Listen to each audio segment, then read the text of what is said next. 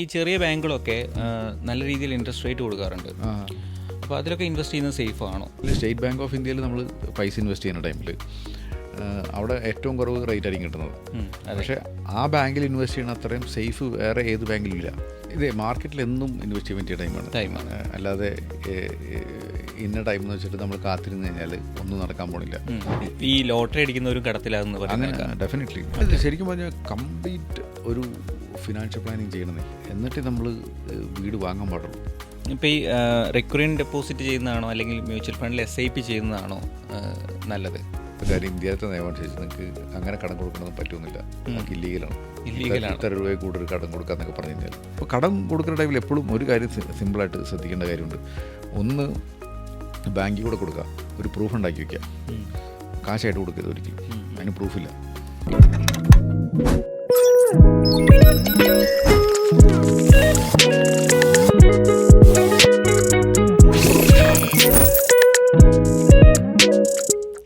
ഇപ്പോൾ ഒരുവിധം ബാങ്കുകളൊക്കെ SB അക്കൗണ്ടിന് interest rate കുറച്ചിട്ടുണ്ടല്ലോ. ഈ സമയത്ത് ഡെയിലി എക്സ്പെൻസിനുള്ള പൈസ ഇടാൻ പറ്റിയതും എന്നാൽ അതേസമയം പെട്ടെന്ന് വിഡ്രോ ചെയ്യാൻ കഴിയുന്നതുമായിട്ടുള്ള എന്തെങ്കിലും ഓപ്ഷൻസ് ഉണ്ടോ? മറ്റെന്തെങ്കിലും ഓപ്ഷൻസ് ഉണ്ടോ? അതായത് മ്യൂച്വൽ ഫണ്ടിൽ ഡെറ്റ് ഫണ്ടുകളിൽ ഇടുക എന്നുള്ളതാണ്. ഡെറ്റ് ഫണ്ടുകളിൽ ലിക്വിഡ് ഫണ്ടാണ് കുറച്ചും കൂടി നല്ലത്. അല്ലെങ്കിൽ ഷോർട്ട് ടൈം ഡെറ്റ് ഫണ്ടുകളിലൊക്കെ നമുക്ക് ഇൻവെസ്റ്റ് ചെയ്യാം. അപ്പോൾ അതിൽ അത്യാവശ്യം എന്താ പറയുക, സേവിങ്സ് അക്കൗണ്ടിനേക്കാളും നല്ല റേറ്റ് കിട്ടും അവിടെ. അതെപ്പോഴാണെങ്കിലും എടുക്കുക, പിറ്റേ ദിവസം എടുക്കുക പൈസ. അതുപോലെ തന്നെ ഈ ചെറിയ ബാങ്കുകളൊക്കെ നല്ല രീതിയിൽ ഇൻട്രസ്റ്റ് റേറ്റ് കൊടുക്കാറുണ്ട്. അപ്പോൾ അതിലൊക്കെ ഇൻവെസ്റ്റ് ചെയ്യുന്നത് സേഫ് ആണോ? നമ്മളെപ്പോഴും നോക്കേണ്ട കാര്യം വെച്ചാൽ ബാങ്കിൽ ഇൻവെസ്റ്റ് ചെയ്യുമ്പോഴും അതിൽ റിസ്ക് ഉണ്ട്. ഇപ്പോൾ നമ്മളിപ്പോൾ സ്റ്റോക്ക് മാർക്കറ്റിൽ നമ്മൾ ഡിമാറ്റ് അക്കൗണ്ടിൽ കൂടെ ഇൻവെസ്റ്റ് ചെയ്യുമ്പോഴും അല്ലെങ്കിൽ മ്യൂച്വൽ ഫണ്ടിൽ ഇൻവെസ്റ്റ് ചെയ്യുമ്പോഴും നമുക്ക് ഒരു റെഗുലേറ്ററി ഡിസ്ക്ലെമേഴ്സ് ഉണ്ട്. പക്ഷേ ബാങ്കിൽ ഇൻവെസ്റ്റ് ചെയ്യുന്ന ടൈമിൽ അങ്ങനത്തെ റെഗുലേറ്ററി ഡിസ്ക്ലെമേഴ്സ് ഒന്നുമില്ല. പക്ഷേ എപ്പോഴും നമ്മൾ മനസ്സിലാക്കേണ്ട കാര്യം വെച്ചാൽ ബാങ്കിനും ഒരു റിസ്ക് ഉണ്ട്. അപ്പോൾ സിമ്പിളായിട്ട് പറഞ്ഞാൽ സ്റ്റേറ്റ് ബാങ്ക് ഓഫ് ഇന്ത്യയിൽ നമ്മൾ പൈസ ഇൻവെസ്റ്റ് ചെയ്യുന്ന ടൈമിൽ അവിടെ ഏറ്റവും കുറവ് റേറ്റ് ആയിരിക്കും കിട്ടുന്നത്. പക്ഷേ ആ ബാങ്കിൽ ഇൻവെസ്റ്റ് ചെയ്യുന്ന അത്രയും സേഫ് വേറെ ഏത് ബാങ്കിലും ഇല്ല തിയററ്റിക്കലി. അപ്പോൾ ഏത് ബാങ്കിൽ അതിനേക്കാളും കൂടുതൽ റേറ്റ് തരുന്നുണ്ടെങ്കിൽ അത്രയും റിസ്ക് അതിൽ ആഡായിക്കൊണ്ടിരിക്കുകയാണ്. ഇതാണ് ഇതിൻ്റെ മെയിൻ കാര്യം. ഇപ്പോൾ നമ്മളിപ്പോൾ പറയുന്നത് സ്റ്റേറ്റ് ബാങ്ക് ഓഫ് ഇന്ത്യനെ 10,000 കോടി ഇന്നാൾ പറ്റിച്ചു എന്നൊക്കെ പറഞ്ഞിട്ട് നമ്മൾ പത്രത്തിലൊക്കെ വായിക്കാറില്ലേ. എന്നിട്ടും ആ ബാങ്കിനെല്ലാം പറ്റിയ ഒന്ന് ആലോചിച്ച് നോക്ക്. ഈ ചെറിയ ബാങ്കിന് ഒരാൾ പോയിട്ട് 1000 കോടി പറ്റിച്ചുകൊണ്ട് പോയി കഴിഞ്ഞാൽ ആ ബാങ്ക് നിലനിൽക്കുമോ? ഇല്ല. ഇത്രേ ഉള്ളൂ പരിപാടി. ഞാൻ പറയാൻ കാര്യം വെച്ചാൽ എൻ്റെ അമ്മ ഇതുപോലെ തന്നെ ഒരു ചെറിയ ബാങ്കിലാണ് ഇൻവെസ്റ്റ് ചെയ്തത്, ഒരു മേജർ ബാങ്കിലല്ല. അപ്പോൾ ഇൻട്രസ്റ്റ് റേറ്റ് കൂടുതൽ കിട്ടാൻ വേണ്ടിയിട്ടാണ് ചെയ്തത്. അല്ല, അതിൻ്റെ റിസ്ക് ഇതാണ്. ഇപ്പോൾ ഇതൊന്ന് ഇനി സിമ്പിൾ ഒന്നുകൂടി ഡീറ്റെയിൽ ആയിട്ട് പറയുന്നുണ്ടെങ്കിൽ നമ്മളിപ്പോൾ ഏത് ബാങ്കിൻ്റെ ലാഭം എന്താ, നമ്മുടെ നിന്ന് ഡെപ്പോസിറ്റ് വാങ്ങുന്നു, എന്നിട്ട് അത് മറച്ച് പലിശയ്ക്ക് കൊടുക്കുന്നു അല്ലേ. അപ്പോൾ എനിക്കിപ്പോൾ 6% റേറ്റ് തന്നു കഴിഞ്ഞാൽ SBIക്ക് വേറെ ആൾക്ക് വേണമെങ്കിൽ 8% കൊടുക്കുക, അല്ലെങ്കിൽ 8% കൊടുക്കുക. അപ്പോൾ ആ ഗ്യാപ്പാണ് അവർക്കുള്ള പ്രോഫിറ്റ്. അപ്പോൾ ആ 8% ലോൺ എടുക്കുന്ന ആൾക്കാർ നല്ല പേപ്പറും കാര്യങ്ങളൊക്കെ ഉണ്ടെങ്കിൽ ആ ലോൺ കിട്ടത്തുള്ളൂ. ആ ലോൺ അടയ്ക്കാനുള്ള സാധ്യത കൂടുതലാണ്. പക്ഷേ നിങ്ങൾക്ക് 10% റേറ്റും തരുന്നു. അങ്ങനെയാണെങ്കിൽ ആളത് ആ ബാങ്ക് എത്ര ശതമാനത്തിന് ലോൺ കൊടുക്കണം? 14% കൊടുക്കേണ്ടി വരും. അപ്പോൾ ഈ 14% ലോൺ കൊടുക്കുന്ന ആൾക്കാർക്കാണെങ്കിൽ ചിലപ്പോൾ പേപ്പേഴ്സ് ഒന്നും സ്റ്റേറ്റ് ബാങ്ക് ഓഫ് ഇന്ത്യയിൽ നിന്ന് ലോൺ എടുക്കേണ്ട അത്രയും പേപ്പേഴ്സ് ഉണ്ടാവാൻ ചാൻസ് ഇല്ല. ഈവൻ അദ്ദേഹം ലോൺ തിരിച്ചടയ്ക്കാനുള്ള സാധ്യത അത്രയധികം പേപ്പറുള്ള ആൾക്കാരെക്കാളും കുറവായിരിക്കും. ഇങ്ങനൊരു നല്ലൊരു ഗ്രൂപ്പ് ഓഫ് ആളുകൾ പൈസ തിരിച്ചടച്ചില്ല എന്നുണ്ടെങ്കിൽ ബാങ്ക് എങ്ങനെ അങ്ങനെ കൂട്ടി വന്നാൽ പൊട്ടിപ്പോയി നിങ്ങളുടെ പൈസ ആര് തിരിച്ചു തരും? അതെ, ഇത്രയേ ഉള്ളൂ. ഇതാണ് റിസ്ക് എന്ന് പറഞ്ഞു കഴിഞ്ഞാൽ. അല്ലാതെ ഇപ്പോൾ ചിലപ്പോൾ ഇത് നല്ല വിശ്വാസമുള്ള ബാങ്കായിരിക്കും, എല്ലാം ശരിയാണ്. പക്ഷേ ആ ബാങ്കിന് നിവൃത്തിയുടെ കയ്യിൽ എന്ത് ചെയ്യും? അതെ. ഇപ്പോൾ പലപ്പോഴും പല ആൾക്കാരും നമ്മളെ പറ്റിക്കുന്നത് ശരിക്കും പറഞ്ഞാൽ ഇപ്പോൾ ചിലപ്പോൾ ചില സമയത്തൊക്കെ നമ്മൾ പോൺസി സ്കീം എന്നൊക്കെ പറയൂലേ, അതൊക്കെ ശരിക്കും പറഞ്ഞാൽ ആളുകളുടെ ഒരു വിവരമില്ലായ്മയുടെ പേരിലായിരിക്കും ചില ഇൻവെസ്റ്റ്മെൻറ്റ് സ്കീമുകളൊക്കെ തുടങ്ങുന്നത്. അത് പിന്നെ അവരെ കൊണ്ട് പറ്റാണ്ടാകുമ്പോൾ അത് പോൺസി സ്കീമായി മാറുന്നതാണ്. എന്നും പറയുന്നത് നമ്മൾ അവരെ നിഷ്കളങ്കരെന്നല്ല പറയുന്നത്. കാരണം ആ ബുദ്ധി ഉപയോഗിക്കേണ്ട ധാർമ്മിക ഉത്തരവാദിത്വം അവർക്കുണ്ടായിരുന്നു. അത് ചെയ്യാത്തതിൻ്റെ പേരിലാണ് പോൺസി സ്കീമായത്. അപ്പോൾ അവർ ഡെഫിനറ്റ്ലി അവർ ചീറ്റുകൾ തന്നെയാണ്. ഇപ്പം ഇതുവരെ സ്റ്റോക്ക് മാർക്കറ്റിലൊക്കെ ഇൻവെസ്റ്റ്മെൻറ്റ് ചെയ്യാത്ത ആളുകൾക്ക് ഇപ്പം മാർക്കറ്റ് ഒന്ന് ക്രാഷ് ആയിട്ടുണ്ടായിരുന്നു കുറച്ച് മുന്നേ, പിന്നെ തിരിച്ച് കയറി, പിന്നെ ചെറിയൊരു കറക്ഷൻ, ആ രീതിയിലാണ് ഇപ്പോൾ മാർക്കറ്റ് നിൽക്കുന്നത്. അപ്പം പുതുതായിട്ട് വരുന്ന ആളുകൾക്ക് ഇൻവെസ്റ്റ്മെൻറ്റ് ചെയ്യാൻ പറ്റിയിട്ടുള്ളൊരു സമയമാണോ? ഇതേ മാർക്കറ്റിൽ എന്നും ഇൻവെസ്റ്റ് ചെയ്യാൻ പറ്റിയ ടൈമാണ്. അല്ലാതെ ഇന്ന ടൈം എന്ന് വെച്ചിട്ട് നമ്മൾ കാത്തിരുന്ന് കഴിഞ്ഞാൽ ഒന്നും നടക്കാൻ പോണില്ല. അപ്പോൾ കണ്ടിന്യൂസ് ആയിട്ട് ചെയ്യാവുന്നേ ഉള്ളൂ ഇതിൽ ചെയ്യണ കാര്യങ്ങൾ. അപ്പോൾ തുടക്കക്കാർക്കാണെങ്കിൽ സിമ്പിളായിട്ട് ഡിമാറ്റ് അക്കൗണ്ട് എടുത്തിട്ട് വേണമെന്നുണ്ടെങ്കിൽ ETF ഇൻവെസ്റ്റ് ചെയ്ത് തുടങ്ങാം. ഇപ്പോൾ സിമ്പിളായിട്ട് പറഞ്ഞാൽ ആദ്യം വേണമെന്നുണ്ടെങ്കിൽ ഗോൾഡ് ETF വാങ്ങിക്കൊണ്ടിരിക്കുക, അത് വെച്ചിട്ടുണ്ടെങ്കിൽ നിഫ്റ്റി ETF വാങ്ങിക്കൊണ്ടിരിക്കുക. ഇതിനൊക്കെ അറ്റ്ലീസ്റ്റ് നമ്മുടെ അടുത്ത് ഒരു എന്താ പറയുക ഒരു 5-6 വർഷം സമയമുണ്ടെങ്കിൽ ഈ പറഞ്ഞ 2 സാധനം മാത്രം ഇൻവെസ്റ്റ് ചെയ്തുകൊണ്ടിരുന്നാൽ മതി. ഇനി ഞാൻ ആദ്യം പറഞ്ഞ പ്രിൻസിപ്പിൾ തന്നെ, ആദ്യം ഒരു എമർജൻസി ഫണ്ട് ഉണ്ടാക്കുക, എന്നിട്ട് ചെയ്യുക. അപ്പോൾ ഇപ്പോൾ നിഫ്റ്റിയിൽ ഇൻവെസ്റ്റ് ചെയ്തു, മാർക്കറ്റ് ക്രാഷായി 50% താഴെ പോയി. എമർജൻസി ഫണ്ട് ഉണ്ടെങ്കിൽ നമ്മൾ ഈ ഫണ്ട് എന്തിനു എടുക്കണം അല്ലേ? അതെ. പിന്നെ അതുപോലെ ഈ ഹൗസിംഗ് ലോൺ എടുക്കുന്ന ആളുകൾക്ക് അവരുടെ സാലറിയുടെ എത്ര ശതമാനം വേണം EMI ആയിട്ട് പോകാൻ? ഞാൻ നേരത്തെ പറഞ്ഞില്ല 25% വരെ എടുക്കുന്നതിന് സേഫ്. ഒന്നാലോചിക്കാൻ നമ്മുടെ സാലറി അടുത്ത മാസം തൊട്ട് 25% വരെ കട്ടാണെങ്കിൽ നമുക്ക് നമ്മുടെ ലൈഫ് എക്സ്പെൻസ് മാനേജ് ചെയ്യാൻ പറ്റും. അല്ലെങ്കിൽ അതൊരു വലിയൊരു ബുദ്ധിമുട്ടാണ്. കാരണം അതോടൊപ്പം ലോൺ മാത്രമല്ല, കുറച്ച് ഇൻവെസ്റ്റ്മെൻറ്റൊക്കെ ചെയ്യാനുള്ളൊരു ബഫറും കൂടി ഉണ്ടാവണം. അറ്റ്ലീസ്റ്റ് ഒരു 25% നമ്മുടെ ഡൗൺ പേയ്മെൻറ്റും അടയ്ക്കാൻ പറ്റണം. അങ്ങനെയൊക്കെ ഒരു ബേസിക് സാധനങ്ങൾ നോക്കിയിട്ട് ഇൻവെസ്റ്റ് ചെയ്യണമെങ്കിൽ കുറച്ചുകൂടി നന്നായിരിക്കും. ഇപ്പോൾ ഈ ഇത്തരത്തിലുള്ള ഹൗസിംഗ് ലോൺ എടുക്കുന്ന സമയത്ത് ആഗ്രഹങ്ങൾ തീർക്കാനുണ്ടാവില്ലേ, വീട് ഇന്നതായി മാറണം, അതിന് ഇത്ര ബഡ്ജറ്റ് വേണം, അതുകൊണ്ടാണ് അവർ കൂട്ടിയെടുത്തു പോകുന്നത് പൊതുവെ. അപ്പോൾ അവിടെ നമുക്ക് എങ്ങനെയാണത് ചെയ്യാൻ പറ്റുക? ശരിക്കും പറഞ്ഞാൽ കംപ്ലീറ്റ് ഒരു ഫിനാൻഷ്യൽ പ്ലാനിങ് ചെയ്യണമെന്നേ, എന്നിട്ട് നമ്മൾ വീട് വാങ്ങാൻ പാടുള്ളൂ. അപ്പോൾ എന്തായാലും ഇത്രയാക്കി എന്നാൽ കുറച്ചും കൂടി ആയേക്കാവുന്ന രീതിയിൽ. അതാണ് ഈ ബുദ്ധിമുട്ട്. അപ്പോൾ നമുക്കൊരു പേഴ്സണൽ ഫിനാൻസ് ഒക്കെ ചെയ്യണമെങ്കിൽ നമുക്ക് മാക്സിമം എത്ര ബഡ്ജറ്റ് പോകാൻ നമുക്ക് മനസ്സിലാക്കാൻ പറ്റും.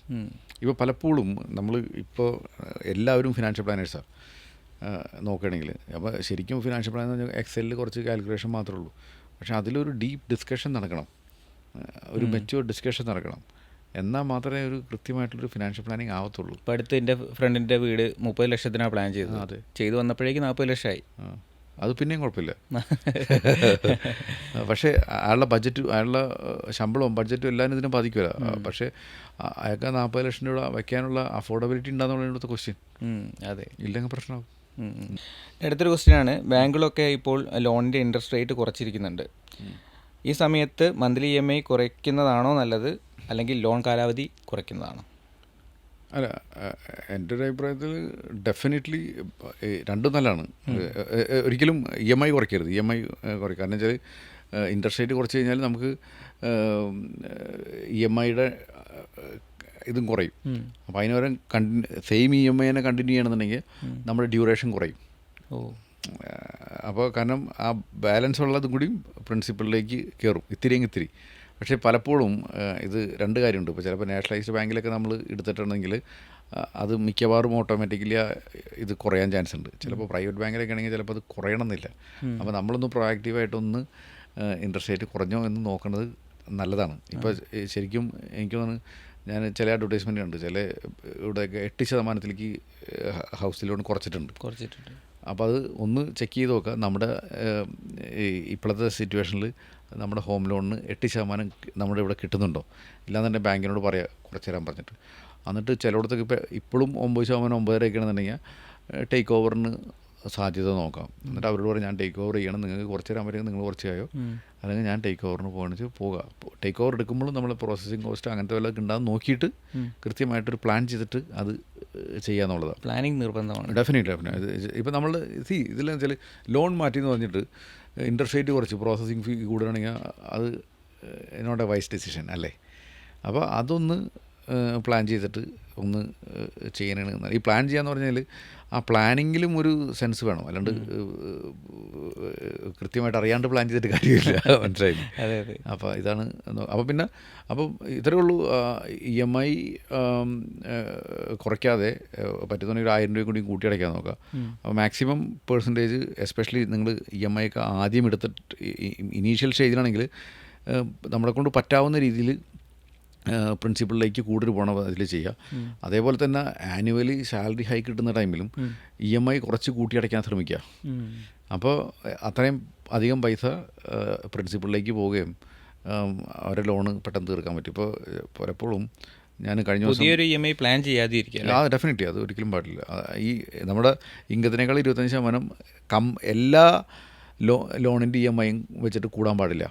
ഇപ്പോൾ ഞാൻ ഇത് പറഞ്ഞപ്പോൾ ഞാൻ ഒരിക്കൽ ഞാൻ ഒരു US-ലത്തെ ഒരാൾക്ക് ഞാൻ ഫിനാൻഷ്യൽ പ്ലാനായിട്ട് ചെയ്യായിരുന്നു. അപ്പോൾ അവർ 30 വർഷത്തേക്കാണ് ലോൺ എടുത്തേക്കുന്നത്. ആൾ 23 വർഷം അടച്ചു കഴിഞ്ഞു.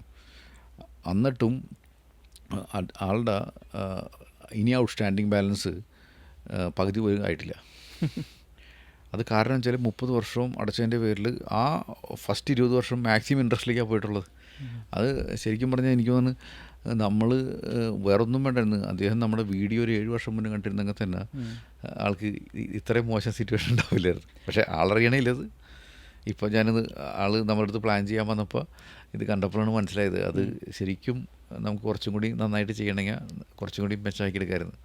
ഞാനിപ്പോൾ ഒരു ക്യൂരിയോസിറ്റിയോട് ചോദിക്കുകയാണ്, ഇപ്പം ഇന്ത്യക്ക് പുറത്തുള്ളവരാണോ സാറിനെ കൂടുതൽ എൻക്വയറി ചെയ്യാറുള്ളത് ആളുകൾ? രണ്ടുമുണ്ട്. കൂടുതലും എൻ്റെ ടീം മെമ്പേഴ്സാണ് ഹാൻഡിൽ ചെയ്യാറ്. അപ്പോൾ ചിലത് ക്രിട്ടിക്കൽ സിറ്റുവേഷൻ വരുമ്പോൾ ഞാനൊന്ന് ഹാൻഡിൽ ചെയ്യണത്. പിന്നെ ഒട്ടുമിക്കവരും മറ്റുള്ളവർ ചെയ്യുകയാണെങ്കിൽ ഞാനൊന്ന് ജസ്റ്റ് നോക്കും. ഇത് എനിക്കിത് നോക്കിയാലല്ലേ ഇവിടെ കൂടുതൽ ക്രിട്ടിക്കൽ സിറ്റുവേഷൻസ് വരുന്നത് നമ്മുടെ കേരളത്തിലുള്ളവർക്കാണോ അല്ലെങ്കിൽ ഇന്ത്യക്ക് പുറത്തുള്ളവർക്കാണോ? രണ്ടും കണക്കാണെന്നേ. ഇതിലേറ്റവും കൂടുതൽ ഇതിൽ അഡ്വാൻറ്റേജാണ് ഇതിലത്തെ കാര്യം പറഞ്ഞാൽ. എന്ന് വെച്ചാൽ ഇപ്പോൾ ഇന്ത്യക്ക് പുറത്തുള്ള ആൾക്കാർക്ക് ഇൻകം ഇവിടത്തേക്കാൾ ആൾക്കാരെക്കാളും കൂടുതൽ ഉണ്ടാവാനുള്ള ചാൻസ് ഉണ്ട്. അതൊരു പോസിറ്റീവ് സൈഡാണ്. പക്ഷേ അവർക്കുള്ള ആവശ്യങ്ങളും അതിനനുസരിച്ച് കൂടുതലായിരിക്കും. അപ്പോൾ ഈ റേഷ്യോ ഭയങ്കര ഇമ്പോർട്ടൻ്റ് ആണ്. ഇപ്പോൾ നാട്ടിലുള്ളവർക്ക് നല്ല ഇൻകമുള്ള ആൾക്കാരൊക്കെ ഉണ്ട്.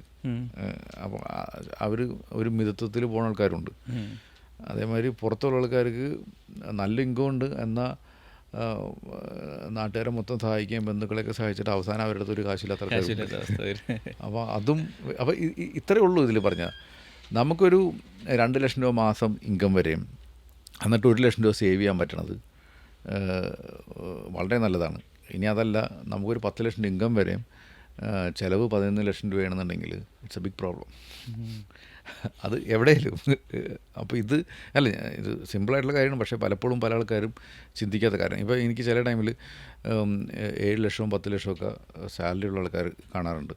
അവരുടെ അടുത്ത് ഇപ്പോഴും ഒരു മാന്യമായിട്ടുള്ളൊരു സേവിങ്സ് ഇല്ലാത്ത ആൾക്കാർ. അതെങ്ങനെ ചിലവായി പോയെന്ന് അവർക്കും പോലും അറിയാത്തൊരു അവസ്ഥ. എന്തുകൊണ്ടാണ് അങ്ങനെ സംഭവിക്കുന്നത്? അല്ല, അത് നമ്മൾ കൺസേൺഡ് അല്ല, ദാറ്റ്സ് ഓൾ. നമ്മളിതിനെപ്പറ്റി ആലോചിച്ചാലല്ലേ ഇപ്പോൾ കിട്ടുന്ന പൈസ ലാവിഷാക്കുക എന്നുള്ള. അവർ ചിലപ്പോൾ അവർ പോലും ചിലവാക്കിയിട്ടുണ്ടാവില്ല. ചിലപ്പോൾ ആൾക്കാർ സഹായിച്ചായിരിക്കും, അല്ലെങ്കിൽ ചില ബാഡ് ഇൻവെസ്റ്റ്മെൻറ്റ് ചെയ്തായിരിക്കും. ഇപ്പോൾ ചില ആൾക്കാരൊക്കെ ഇനീഷ്യൽ ടൈമിൽ നമുക്ക് ലിവറേജ് ചെയ്യാൻ പറ്റാത്ത ടൈമിൽ ഫ്ലാറ്റൊക്കെ വാങ്ങിയിട്ടുണ്ടാവും. അവർ ചില ആൾക്കാർ ഫ്ലാറ്റ് കണ്ടിട്ട് പോലും ഉണ്ടാവില്ല. എന്നിട്ട് ആ ഫ്ലാറ്റിൻ്റെ പണി നിന്ന് പോയി. അപ്പോൾ ഇട്ട പൈസ മൊത്തം പോയിരിക്കേണ്ട ഒരു സിറ്റുവേഷൻ, ലോൺ അടയ്ക്കണം. അങ്ങനെയൊക്കെയുള്ള എത്ര ആൾക്കാരൊക്കെ കണ്ടിട്ടുണ്ട്. നമ്മൾ വിചാരിക്കും റിയൽ എസ്റ്റേറ്റ് എപ്പോഴും നല്ലതാണ്. പക്ഷേ ഇത് റിയൽ എസ്റ്റേറ്റ് ഇൻവെസ്റ്റ് ചെയ്യണ അസറ്റ് കൊള്ളില്ലാതെ ആയിക്കഴിഞ്ഞാൽ പെട്ടുപോയില്ലേ. പിന്നെ ചില ആൾക്കാരെല്ലാം നന്നായിരിക്കും, ഏതെങ്കിലും ഒരു ബിസിനസ്സിൽ പൈസ കൊണ്ടിട്ടുണ്ടോ, ആ ബിസിനസ് പൊട്ടിപ്പോയി. ഈ ലോട്ടറി അടിക്കുന്നവരും കടത്തിലാകുന്ന അങ്ങനെ ഡെഫിനറ്റ്ലി അത് ഫ്രീ ആയിട്ട് കിട്ടണ കാശല്ലേ. അപ്പോൾ നമുക്ക് അതിൻ്റെ വില അറിയില്ല. അത് വലിയ പ്രശ്നമാണ്. ഇപ്പോൾ ഈ റെക്കറിങ് ഡെപ്പോസിറ്റ് ചെയ്യുന്നതാണോ അല്ലെങ്കിൽ മ്യൂച്വൽ ഫണ്ടിൽ SIP ചെയ്യുന്നതാണോ നല്ലത്? ഇത് നമ്മുടെ റിസ്ക് പ്രൊഫൈൽ അനുസരിച്ചിരിക്കും. ഇപ്പോൾ നമുക്ക് യാതൊരുവിധ റിസ്ക് കൊടുക്കണ്ട അങ്ങനെയൊക്കെ ആണെങ്കിൽ ചിലപ്പോൾ പോസ്റ്റ് ഓഫീസ് സേവിങ്സ് ആയിരിക്കും കുറച്ചും കൂടി നല്ലത്. അതിൽ RD തന്നെ ആയിരിക്കും നല്ലത്. ഇനി അതല്ല, എനിക്ക് ഇപ്പോൾ RDയിൽ ഇൻവെസ്റ്റ് ചെയ്തത് ചിലപ്പോൾ കിട്ടുന്നത് 6%, 7%, ഇപ്പോഴത്തെ റിട്ടേൺ എന്ന് പറഞ്ഞാൽ.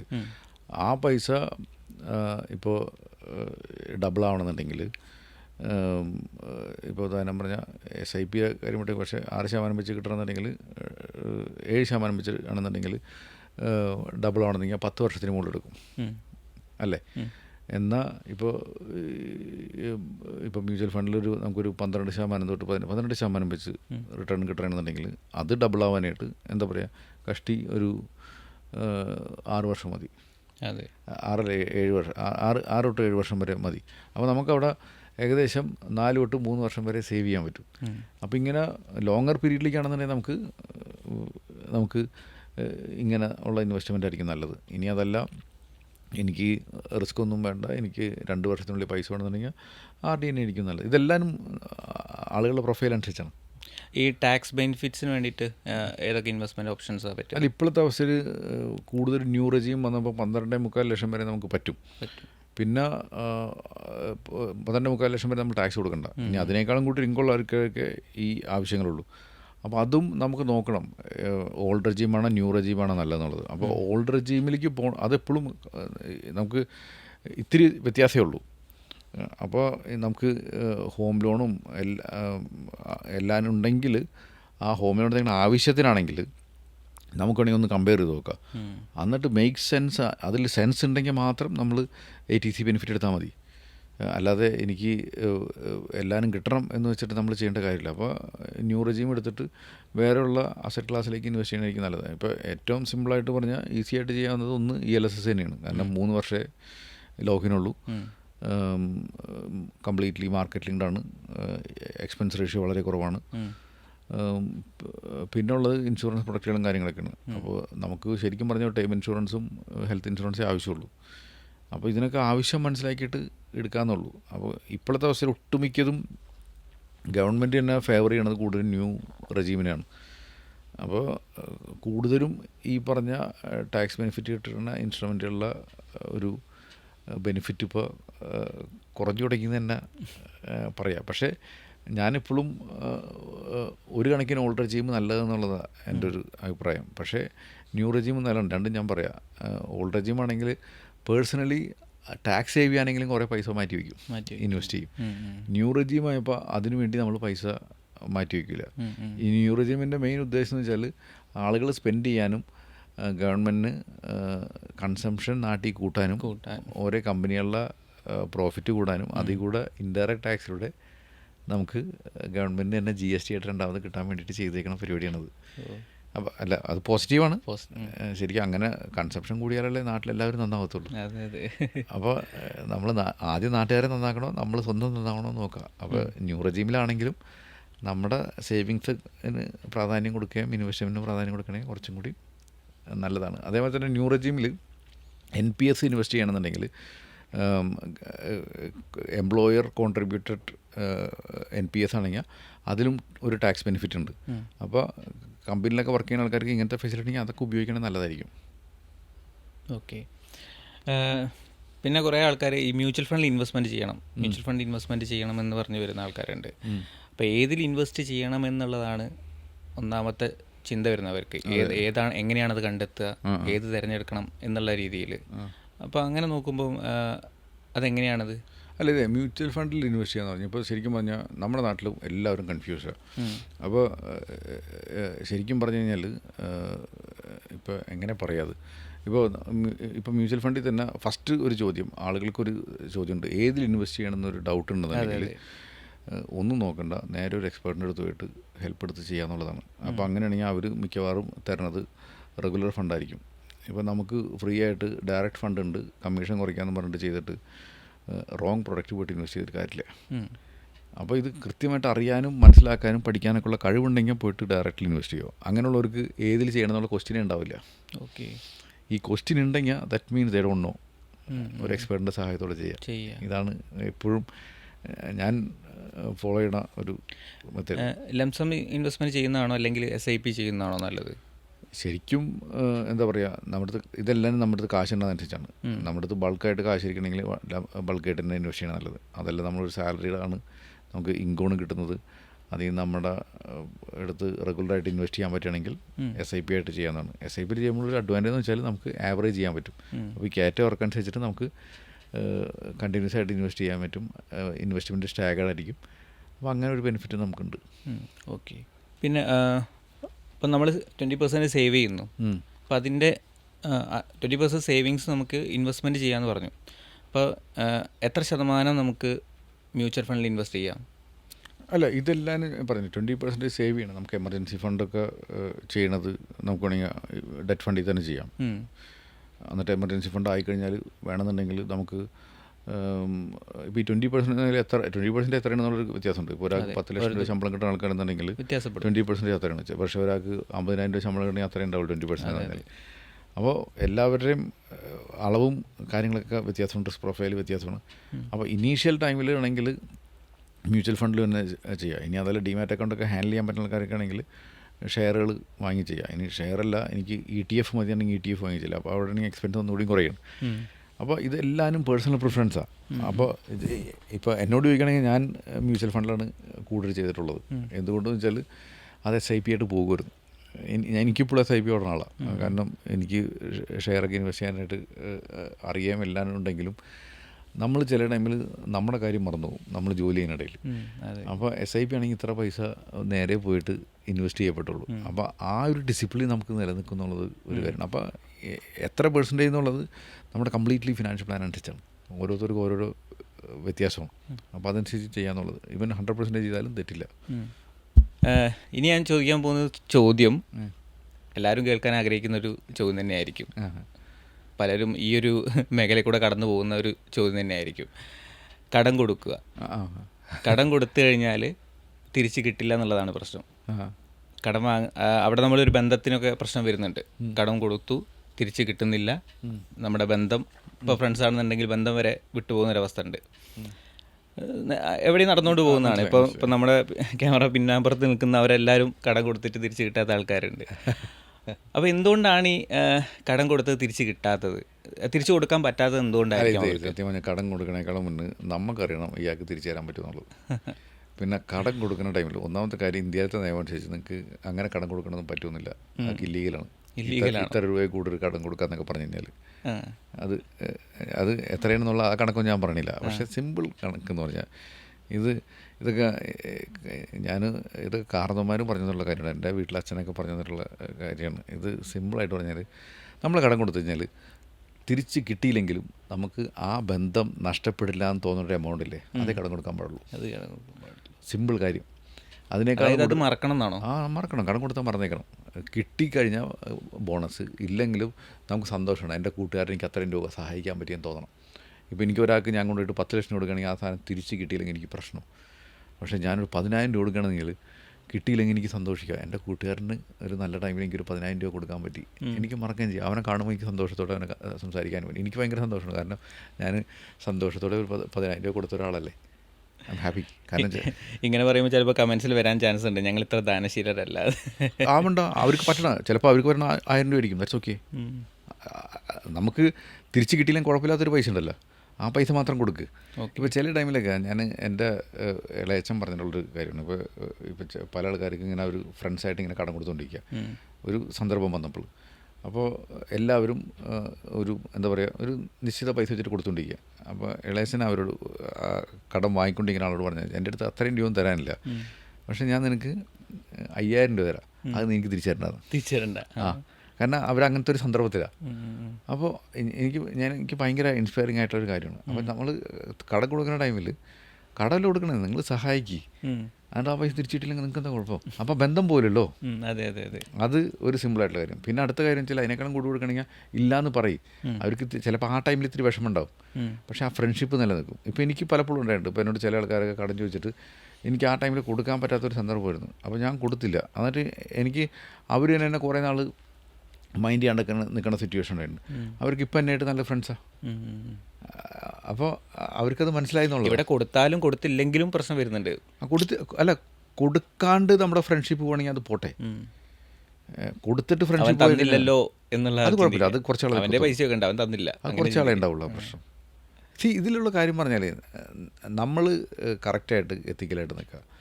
നമ്മൾ ഇപ്പോൾ സഹായിക്കാൻ പറ്റുമെങ്കിൽ സഹായിക്കുന്നേ, അതിനല്ലേ നമ്മൾ ഫ്രണ്ട്സ് എന്ന് പറയുന്നത്. ഇപ്പോൾ ചില ടൈമിൽ നമുക്ക് നിവൃത്തിയില്ലെങ്കിൽ എന്തിനാണ് സഹായിക്കണത്? കാരണം നമ്മളൊരാളെ സഹായിച്ചിട്ട് അത് നമുക്ക് പാരയാവരുത്. എനിക്ക് എൻ്റെ ലൈഫിൽ പലപ്പോഴും പറ്റിയിട്ടുള്ള കാര്യം, ഞാൻ കടം വാങ്ങിയിട്ട് ആൾക്കാരെ സഹായിച്ചിട്ടുണ്ട്. എന്നിട്ട് അവർ വയസ്സായിട്ട് വന്നിട്ട് എനിക്ക് ആ കടം തിരിച്ചു വിടേണ്ട അവസ്ഥ വന്നിട്ടുണ്ട്. അതൊക്കെ ശരിക്കും പറഞ്ഞാൽ നമ്മൾക്ക് ഞാനിപ്പോൾ അതൊക്കെ സംഭവിച്ചാൽ എനിക്ക് സന്തോഷമേ ഉള്ളൂ. കാരണം വെച്ചാൽ അതിൽ നിന്നൊരു ബിഗ് ലെസൺ നമുക്ക് പഠിക്കാൻ പറ്റി. അറ്റ്ലീസ്റ്റ് നമ്മൾ പഠിച്ചല്ലേ, ഇനി അത് ചെയ്യാൻ പാടില്ല എന്നുള്ളത്. അപ്പോൾ അത് വലിയൊരു കാര്യമല്ലേ. അപ്പോൾ നമ്മൾ ഇപ്പോൾ കടം കൊടുക്കുന്ന ടൈമിൽ എപ്പോഴും ഒരു കാര്യം സിമ്പിളായിട്ട് ശ്രദ്ധിക്കേണ്ട കാര്യമുണ്ട്. ഒന്ന്, ബാങ്കിൽ കൂടെ കൊടുക്കുക, ഒരു പ്രൂഫ് ഉണ്ടാക്കി വയ്ക്കുക. കാശായിട്ട് കൊടുക്കരുത് ഒരിക്കലും, അതിന് പ്രൂഫില്ല. പിന്നെ കൊടുക്കണ കാര്യം എപ്പോഴും ഒരു പേഴ്സണൽ കാര്യം വെക്കണമെന്ന് വെച്ചാൽ തിരിച്ച് കിട്ടാൻ നമുക്ക് ആ ബന്ധങ്ങളോ നമ്മുടെ ഫിനാൻഷ്യൽ സ്റ്റേറ്റിനോ ബുദ്ധിമുട്ടില്ലാത്ത കടങ്ങൾ മാത്രം കൊടുക്കുക. ഇല്ലാത്തതാണെങ്കിൽ ഓപ്പണായിട്ട് പറയുക ഇല്ല എന്നുള്ളത്. അത് ആ ടൈമിൽ ചെറിയൊരു ബന്ധം മാത്രമേ പോകത്തുള്ളൂ. പിന്നെ ചില ടൈമിൽ നമ്മുടെ പിന്നെ വേറൊരു കാര്യമുണ്ട്, കടം കൊടുത്തിട്ട് അവരെ ഹരാസ് ചെയ്യല്ലേ. നിങ്ങൾ കടവും കൊടുത്ത് എന്നിട്ട് അവനെ പോയിട്ട് ഭയങ്കരമായിട്ട് ഹരാസ് ചെയ്തിട്ട് നിൻ്റെ കാശ് അവൻ പെട്ടിരിക്കുകയായിരിക്കും ചിലപ്പോൾ. ആ ടൈമിൽ അവനെ ഹരാസ് ചെയ്ത് അവന് ചിലപ്പോൾ 100 ആൾക്കാരെ ഹാൻഡിൽ ചെയ്യും. ഇത് മതി അവനെ പോയിട്ട് ആത്മഹത്യ ചെയ്യാനായിട്ട്. നിങ്ങൾക്ക് നിങ്ങളുടെ ഫ്രണ്ടിനെ ഒരു 5 ലക്ഷം രൂപ തിരിച്ചു തരാനെന്ന് പറഞ്ഞിട്ട് അതിൻ്റെ പേരിൽ അവൻ ആത്മഹത്യ ചെയ്യണം നിങ്ങൾക്ക് കാണണോ? അതിനേക്കാളും വലിയ ക്രൂരതയുണ്ട്. അങ്ങനെയൊന്നും ചെയ്യാണ്ടിരിക്കും. പിന്നെ കടം കൊടുത്തിട്ട് വേറൊരു കാര്യമുണ്ട്, നമ്മൾ പറയും എനിക്ക് ഇൻട്രസ്റ്റ് തന്നാൽ മതി എന്ന് പറയും. എന്നിട്ട് അവനെ കൊല്ലണം, ഇൻട്രസ്റ്റ് ഒന്നും വാങ്ങണ്ടേ. ഇപ്പോൾ ചില ടൈമിൽ ചില ആൾക്കാർ ബിസിനസ്സുകാർക്ക് പൈസ കൊടുക്കും, എന്നിട്ട് അവരോട് പറയും എനിക്ക് ഒരു 1,00,000-ന് 10,000 രൂപ തന്നാൽ മതി. 1,00,000-ന് 10,000 രൂപ തന്നാൽ മതി എന്ന് പറഞ്ഞിട്ട് ചില ആൾക്കാർ 10,000 രൂപ എന്ന് പറഞ്ഞാൽ കൊല്ലത്തിലാണെങ്കിൽ 10%, ചില ആൾക്കാർ പറഞ്ഞാൽ 5,000 തന്നാൽ മതി. ഈ 5,000 രൂപ മാസത്തിലായിരിക്കും എന്ന് വെച്ചാൽ 60% പലിശ. ഇങ്ങനെയും സ്നേഹിക്കുന്ന കുറേ സുഹൃത്തുക്കളുണ്ട്. ഭയങ്കര സ്നേഹം അതുണ്ട് ഇവിടെ. എന്നിട്ട് ഇതെല്ലാം കൊടുത്തു കഴിഞ്ഞിട്ട് ചില ടൈമിൽ മുതലെല്ലാം പലിശ കൊണ്ട് കിട്ടിക്കഴിഞ്ഞിട്ടുണ്ടാവും. എന്നിട്ട് നീ മുതൽ തന്നില്ല എന്ന് പറഞ്ഞിട്ട് പിന്നെ അവനെ ഹരാസ് ചെയ്തിട്ടുണ്ടാവും. അങ്ങനെയൊന്നും ചെയ്യാണ്ടിരിക്കുക. ഇതൊക്കെ ക്രൂരതയാണ് ശരിക്കും പറഞ്ഞാൽ. അപ്പോൾ അങ്ങനെ ചെയ്യണവരൊക്കെ ഉണ്ട് നാട്ടിൽ. അപ്പോൾ ഞാനീ പറഞ്ഞ കടം വാങ്ങണവനെ മാത്രമല്ല കൊടുക്കണവനും അങ്ങനത്തെ കുറച്ച് മാന്യതയൊക്കെ കാണിക്കണം. കാരണം നമ്മൾ പല ആൾക്കാരും ഞാനങ്ങനെ കണ്ടിട്ടുണ്ട്. ഈ പല ആൾക്കാരും നമ്മുടെ അടുത്ത് വന്നിട്ട് സാമ്പത്തിക അവസ്ഥയൊക്കെ ഓപ്പണായിട്ട് സംസാരിക്കാറുണ്ടല്ലോ. അപ്പോൾ ഇങ്ങനത്തെ കുറേ കാര്യങ്ങൾ. പിന്നെ ചില ബിസിനസ്സുകാരെ പലപ്പോഴും പെട്ടുപോകണം. അവർക്ക് ശമ്പളം കൊടുക്കാൻ കാശിലുണ്ടാകും. ഇങ്ങനെയൊക്കെ പോയിട്ട് പല ആൾക്കാരും ഇങ്ങനെ പൈസയൊക്കെ വാങ്ങും. എന്നിട്ട് ഇവർ പറയും ലാഭത്തിൽ തന്നാൽ മതി. എന്നിട്ട് ലാഭമൊന്നുമല്ല കൊടുക്കണവനോട് ലാഭത്തിൽ നിന്നല്ല പലിശയാണെന്നുള്ളത്. എന്നാൽ പറയും ലാഭത്തിൽ തന്നാൽ മതി. എന്നിട്ട് എല്ലാ മാസവും കൃത്യമായിട്ട് 10,000 രൂപ തിരിച്ചു കൊടുക്കണം. ഇവന് 10,000 രൂപ കൊടുക്കാനുള്ള ബിസിനസ്സിന് പ്രോഫിറ്റ് ഇല്ലാന്നേ. അത് ശരിക്കും പറഞ്ഞാൽ പലിശയാണ്. അപ്പോൾ അങ്ങനെയൊക്കെ വരുമ്പോൾ ഇങ്ങനത്തെ കാര്യങ്ങളൊന്നും ചെയ്യാണ്ടിരിക്കുക. ഞാനിത് പറയാതെ കുറേ കാര്യങ്ങൾ പറയുന്നുണ്ട്. അപ്പോൾ എപ്പോഴും ബി എത്തിക്കൽ ഈ പറഞ്ഞ എല്ലാ കാര്യത്തിലും. ഇനിയിപ്പം കട വാങ്ങിയ ആൾ തിരിച്ചു കൊടുക്കണമല്ലോ. അപ്പോൾ അയാൾക്ക് എന്തെങ്കിലും സാഹചര്യം കൊണ്ടായിരിക്കും കൊടുക്കാൻ പറ്റാത്തത്, നേരത്തെ സാറ് പറഞ്ഞ പോലെ തന്നെ. അപ്പോൾ അത് കൊടുക്കാൻ വേണ്ടിയിട്ട് എന്തൊക്കെ പ്ലാൻ ചെയ്യാൻ പറ്റും? എന്തെങ്കിലും ടിപ്സ് ഉണ്ടോ കൊടുക്കാൻ വേണ്ടിയിട്ട്? കൊടുക്കാനായിട്ട് എത്രയും പെട്ടെന്ന് കൊടുക്കാമെന്നുള്ളൂ. പിന്നെ ഈ കൊടുക്കുന്ന ടൈമിൽ വേറൊരു കാര്യം കൂടി കേട്ടോ മനസ്സിലാക്കേണ്ടത്. ഇപ്പോൾ ചില ആൾക്കാരൊക്കെ ഒരു 10 കൊല്ലം മുന്നേ പറമ്പ് വാങ്ങാനായിട്ട് പൈസ വാങ്ങിയിട്ടാണ് ഒരു 5 ലക്ഷം വാങ്ങിയതായിരിക്കും. എന്നിട്ട് തിരിച്ചു കൊടുക്കും. 10 കൊല്ലം കഴിഞ്ഞിട്ട് തിരിച്ചു കൊടുക്കുന്ന ടൈമിൽ 5 ലക്ഷം മാത്രം കൊടുത്താൽ ശരിയാവില്ല. കാരണം അയാൾ 5 ലക്ഷം രൂപ ബാങ്കിലിട്ടിരുന്നെങ്കിൽ 10 വർഷം കൊണ്ട് മിനിമം ഡബിളായനെ. അപ്പോൾ ആ റെസ്പെക്റ്റ് നിങ്ങൾ കൊടുക്കണം അവർക്ക്. കാരണം അവർ നിങ്ങൾക്കൊരു നല്ല ടൈമിൽ പൈസ തന്നെയാണ്. അപ്പോൾ ഞാൻ മുതൽ കൊടുത്തു എന്ന് പറഞ്ഞിട്ട് അവസാനിപ്പിക്കരുത്. അത് വലിയ തെറ്റാണ്. ഇത് തിരിച്ചു കൊടുക്കുന്ന ആൾക്കാർ എപ്പോഴും കാണിക്കേണ്ട ഒരു മാന്യതയാണ്. പലരും മുതലെങ്കിലും കിട്ടിയാൽ മതി എന്ന് പോലും ചിന്തിക്കുന്നവരുണ്ട്. അല്ല, അതിലൊന്നും അത് ഞാൻ പറഞ്ഞ കൊടുക്കണമുള്ള മാന്യതയാണ് പറയണത്. കൊടുക്കുമ്പോൾ കുറച്ച് നമ്മൾ ആ രീതിയിലെങ്കിലും കൊടുക്കണം. അത് കൊടുത്ത് അത് നമ്മൾ അത്യാവശ്യം ഗോൾഡ് എത്ര കയറി, അല്ലെങ്കിൽ FD എത്ര കയറി, അല്ലെങ്കിൽ ഡോളറും INR തമ്മിൽ എത്ര കയറി, അതെങ്കിലും ഒന്ന് മീറ്റ് ചെയ്യാനായിട്ട് നമ്മൾ നോക്കണം. അതൊന്ന് ബേസിക്കായിട്ട് പറഞ്ഞതാണ്. കാരണം ഞാനിതെല്ലാവരും എൻ്റെ കസ്റ്റമേഴ്സ് പറഞ്ഞ കേട്ടിട്ടുണ്ട്. അവരനുഭവിക്കണ വിഷമങ്ങൾ. 5-10 കൊല്ലം മുന്നേ സഹായിച്ചു, ഇപ്പം തിരിച്ച് ആ സെയിം കാശ് ഞാൻ കൊണ്ട് കൊടുത്തു. അപ്പോൾ എന്താ അയാൾക്ക് കിട്ടണ ബെനിഫിറ്റ്? അയാൾ വെറുതെ FDയിലിട്ടിരുന്ന അങ്ങേർക്ക് ആ പൈസ ഡബിൾ തന്നെ. അതെ, ഇതൊക്കെ ഒന്ന് നോക്കുക. സേവിങ്സ് എന്ന് പറയുന്നത് നമ്മൾക്ക് വളരെയധികം ഇമ്പോർട്ടൻ്റ് ആയിട്ടുള്ള കാര്യമാണ്. അപ്പം ഇനി നമുക്ക് മുന്നോട്ട് നോക്കുകയാണെന്നുണ്ടെങ്കിൽ ഇൻഫ്ലേഷൻ, പണപ്പെരുപ്പം വരുന്നുണ്ട്. അപ്പോൾ എങ്ങനെയാണ് മീൻസ് നമ്മൾ ഇനി മുന്നോട്ടുള്ള നോക്കുന്ന സമയത്ത് ഇതുവരെ എന്താണോ ഇനി അങ്ങോട്ട് മുന്നോട്ട് നോക്കുന്ന സമയത്ത് നമ്മൾ എന്ത് പ്ലാനാണ് ശരിക്കും പറഞ്ഞാൽ പൈസേൻ്റെ മുകളിൽ ചെയ്യേണ്ടത്? പൈസേൻ്റെ മുകളിൽ ചെയ്യണം ബേസിക്കായിട്ട് എല്ലാവരും ഒരു ഫിനാൻഷ്യൽ പ്ലാൻ എടുത്ത് വയ്ക്കുക. എന്നിട്ട് അതനുസരിച്ചിട്ട് നമ്മുടെ ലൈഫ് മുന്നോട്ട് കൊണ്ടുപോകാനായിട്ട് ശ്രമിക്കുക. അറ്റ്ലീസ്റ്റ് ഒരു എമർജൻസി ഫണ്ട് ഉണ്ടാവുക, ബേസിക്കായിട്ടുള്ള ഹെൽത്ത് ഇൻഷുറൻസ്, ടൈം ഇൻഷുറൻസ് ഒക്കെ ഉണ്ടാക്കി വയ്ക്കുക. പിന്നെ നമ്മുടെ ലൈഫിൽ ഓരോ കൊല്ലം കഴിഞ്ഞാൽ നമുക്കറിയാം ഇന്ന കാര്യങ്ങൾ വേണമെന്നുള്ളത്. ഹെൽത്ത് ഇൻഷുറൻസ് എടുക്കണം എന്ന് പറഞ്ഞാൽ എൻ്റെ ഒരു ഇമ്പോർട്ടൻസ് പറയാമോ? ഡെഫിനറ്റ്ലി മസ്റ്റല്ലേ. എത്ര പേർക്ക് പറയാൻ പറ്റും നാളെ ഹോസ്പിറ്റലിൽ പോകില്ല എന്നുള്ളത്? അപ്പോൾ നമുക്ക് ഹോസ്പിറ്റലിൽ പോകാനൊരു ചാൻസ് ഉണ്ടല്ലോ. അങ്ങനെയാണെങ്കിൽ ഡെഫിനറ്റ്ലി ഉണ്ടായിരിക്കണം. അത് പേഴ്സണലായിട്ടുണ്ട്. നമ്മൾ ഒരു കമ്പനി വർക്ക് ചെയ്യുമ്പോൾ കമ്പനി കിട്ടുന്നുണ്ടാവും, അത് പോരാ. പേഴ്സണലായിട്ട് ഫാമിലി ആയിട്ടുള്ള ഉണ്ടായിരിക്കണം. ഈവൻ പുറത്തുള്ള ആൾക്കാരാണെങ്കിലും ഇവിടെ വേണം. After all risk cover. നമുക്ക് എന്തുറപ്പുണ്ട് ഞാൻ ആ നാട്ടിൽ തന്നെ നിൽക്കും, എൻ്റെ റൂട്ട് ആയിട്ടുള്ള ഇന്ത്യയിലേക്ക് വരില്ല എന്നുള്ളത്. അപ്പോൾ അതിനും കവർ ചെയ്യാനായിട്ട് ഉണ്ടായിരിക്കണം. അതാണ് ബേസിക്കായിട്ട് പാലിക്കേണ്ടത്. പിന്നെ ഈ ടൈം ഇൻഷുറൻസ് അങ്ങനത്തെയൊക്കെ ഞാൻ കൂടുതൽ പറയുന്നില്ല. നമ്മൾ എനിക്ക് തോന്നുന്നു മണി ടോക്സിൽ ഇഷ്ടംമാതിരി ഞാൻ അവർ പറഞ്ഞിട്ടുണ്ട്. പിന്നെ ബേസിക്കായിട്ട് ഒരു പ്ലാൻ ഉണ്ടാക്കി വയ്ക്കുക എത്ര നമ്മുടെ അടുത്ത് വേണം. ഇപ്പോൾ പലപ്പോഴും ശരിക്കും പറഞ്ഞാൽ നിങ്ങൾക്ക് എത്ര കാശ് വേണമെന്ന് വെച്ചാൽ അഖിലിന് പറയാനുള്ള മാക്സിമം കിട്ടിക്കോട്ടെ എന്ന് പറയുള്ളൂ. പക്ഷേ എത്ര കിട്ടിയാലും കുഴപ്പമില്ലെന്ന് തന്നെ പറയത്തു. പക്ഷേ നമുക്കൊരു കാൽക്കുലേഷൻ നടത്തി കഴിഞ്ഞാൽ എത്ര മതി എന്നുള്ളൊരു ആൻസർ കിട്ടും. ശരിക്കും പറഞ്ഞാൽ അത്രയും മതി. ഇപ്പോൾ ഒരു കംപ്ലീറ്റ് ഫിനാൻഷ്യൽ പ്ലാൻ അഖിലിന് മനസ്സിലാവും. ചിലപ്പോൾ നിങ്ങൾക്ക് ഒരു 10 കോടി ഉണ്ടെങ്കിൽ അത് മതി എന്ന് നിങ്ങൾക്ക് മനസ്സിലാവും.